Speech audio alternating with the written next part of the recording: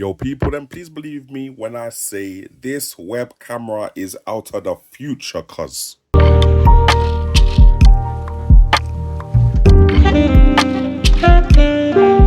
Yo, people, them what's good? It's man like Jamo. We're out here with the OBSBOT Tiny 2. Obviously, big shout out to OBSBOT for selling this down. OBSBOT literally jumped into my DMs and said, look, we've seen you look at the Elgato Facecam Pro, the 4K thing. We've got another 4K web camera for you that does way too much in terms of technology and innovation. So yeah, they wanted to show me their newest OBSBOT Tiny 2 point track zoom web camera. This is overkill. Yeah, this is overkill. Let me get it unboxed and show you what's really good though. So the unboxing, pretty much simple. Obviously you get some literature and you guys can obviously, you know, read that if you really want to, but it's pretty much plug and play. You get this nice little carry case to put the web camera in, and inside the carry case, obviously you get a USB-C cable, you get the web camera itself, and you get this little magnetic mount. On the bottom, there's a little connection mount. I don't know what that's actually for. There's nothing to connect it to that comes in the box, but maybe you can connect it to some kind of, I don't know, smart tripod or something like that. Anyway, and then you've got the normal quarter screw thread tripod mount as well. You got a little USB-C in the back. You don't need a special USB-C to get all the smart features from this. Literally most USB-C cables 3.0 and upwards, or even 2.0 I believe, will get the job done. Now also inside the box you get this little magnetic monitor mount where obviously you put this on the back of the monitor, TV, laptop, whatever, and then you put the little camera on top of it. Now this is a magnetic mount, so if I leave it in my hand like this and put this on top, automatically connects. Very strong magnet as well, fam. Like it ain't coming off for no one, you get me? And you get a little bit of extra angles with this thing as well, fam. So obviously it will be sitting on your monitor like this, and then you get a little couple of angles like so. Okay, so we got the OBSBOT Tiny 2 camera thing all plugged in and ready to go. What I'm gonna show you first off is how you can interact with this thing in 3 different ways, namely voice activation, hand gestures and body gestures and all them kind of gestures and thing, and also the OBSBOT Tiny application, which you can download, but you don't need to download it, and that's what man's going to show you by first opening up the Windows 11 bog standard procedure camera app. Notice when I open the app, the camera's detected that I'm trying to use a web camera and it's automatically turned on. You see that? Now, the first way that you can interact with the thing is obviously voice activation. I think this is really sick. Only one thing that people need to remember is that you need to leave a pause before you give it a voice activation or a voice command kind of thing. Otherwise, the camera finds it hard to differentiate your general speak from you giving it a command. So for example, if I just say right now, sleep tiny, the camera won't go to sleep because I've already been speaking. However, if I pause and then say sleep tiny, the camera will go to sleep. You understand? So right now, the camera's gone to sleep. You've got a little splash screen here kind of thing, so that if you do need it to go to sleep in the middle of a meeting, you can do that, and you know, people won't see what's going on in your room. Now, if I want the camera to wake up, all I got to do is say hi tiny, but obviously again, leave a little pause so that the camera can realize that man is giving it a command. Hi tiny.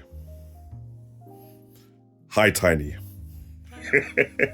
Give it 2 times there. I don't think the pause was long enough that time, but as you can see, the thing came back on, it removed the splash screen, we were all good to go. And there are a couple other voice commands that you can give the camera to get it to do all kinds of weird stuff. Like you can get it to track you by saying track me, and you can see it's gone blue now. So right now it's tracking my face wherever I go kind of thing. Do you get me? Like it's doing a madness. Even if I stand up right now, it should be able to track my face up here. Yeah, there we go. And then track me back down here whilst it's keeping its 4K resolution. Usually other cameras have to crop into their 4K sensor in order to give a kind of tracking feel when you're using the web camera, innit? You can also say stuff like zoom in and zoom out to get it to zoom in and zoom out respectively kind of thing. So zoom in closer. There you go. Obviously, we're doing the zoom in thing now. Bare closer, my mug. And yeah, nah, fam, I like how the movement is mad smooth as well. Mad smooth movement kind of thing. Now I'm gonna get it to zoom out further. There we go. Zoomed out further right there. Fam, yeah, this thing is very wavy, fam. It seems to understand the voice commands even with my dodgy Southeast London accent. Now, next way you can communicate with it if you don't want to use your voice, or if you're talking and you can't bother to shout at your camera, is you can use voice commands. So right now, as you can see, the camera is tracking me. If I want it to stop tracking me, I can just hold my hand up like so, and then it should realize that and go green, fam. So as you can see, it stopped tracking me now and it's doing its own thing. It's just facing forward. If I want to get it to track me again whilst I'm talking without having to speak to the camera itself, again, I can just hold up my hand. It should recognize that I've held up my hand, and then we go back into the tracking mode. This thing just works so sick. Like, it's actually gassing me. Like, how are you telling me man can be in a meeting and then let's say if I don't want the thing following, I want to go pick my nose over here kind of thing, I'm going to just be like this, you know, stop following me. Okay, it's still following me. Stop. Yo, you don't see the hand? The hand is here. Wait, let's go again. Okay, the hand is here, fam. Okay, yeah, now man can hide behind here, do my thing. We're back into the meeting, and then yeah, man holds my hands up here again, and you know, we're all following. I'm doing up and down in the meeting and everything. Yeah, nah, man, it's a wavy little toy. Now, if you want to get the full range of functionality from this thing, you gotta download the OBSBOT software, innit? Now, the software is giving you bare different options and features and thing like that. You got the AI tracking thing, so it can track specific parts of your body. So for example, if I wanted to just close up on man, and man will just do that, and it should, does it zoom in or something? Oh, I gotta put the tracking on as well. So put the tracking on, then put it on close-up mode, and it should stay about this close to my body kind of thing. I can do like the headless mode, where for some reason it will just crop my head. You got upper body as well, if you just want it to be here. You've got lower body for some reason. I don't know why man would want it to be on lower body mode, but you can do that. I don't know what OBSBOT are trying to get into here. OBSBOT, you man, I'm even mad. I don't know what that lower body mode's about, but I'm not involved, you get me? Anyway, you got desk mode, whiteboard mode, hand mode. Apparently with hand mode, it will now follow my hand.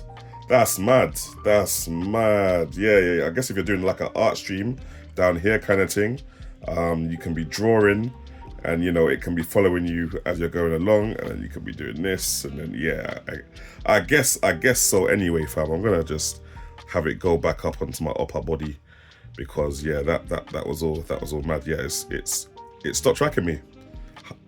Track me. There we go. We're back. And then obviously you got some manual gimbal movement options there, and you got manual zoom if you want to get it to zoom in further or zoom out kind of thing. Got some other image options like, you know, focus mode, exposure modes, white balance. You got some beauty modes, like apparently you can make yourself slimmer. That's crazy. Do you know what? Let's do that right now. Let's do that. I'm trying to make myself slimmer. Obviously, you got like you got modes that you can do like retouching and filters, but man's trying to do the body slim. Hold on. No, what? So they're saying this thing can make me slimmer, fam? Are you guys sure? Like, what does it say here? Waist. All right, let me make my waist slimmer, fam. What? Oh my days! Yeah. Man's looking cinched, cuz. You get me? Yeah. Man is looking cinched. Yeah. Man is looking mad wham. Okay. Alright, so in a moment I'm going to show you some video from both the Facecam Pro and the OBSBOT Tiny 2, which is really hard to pronounce, and I'm going to let you guys guess which one is which.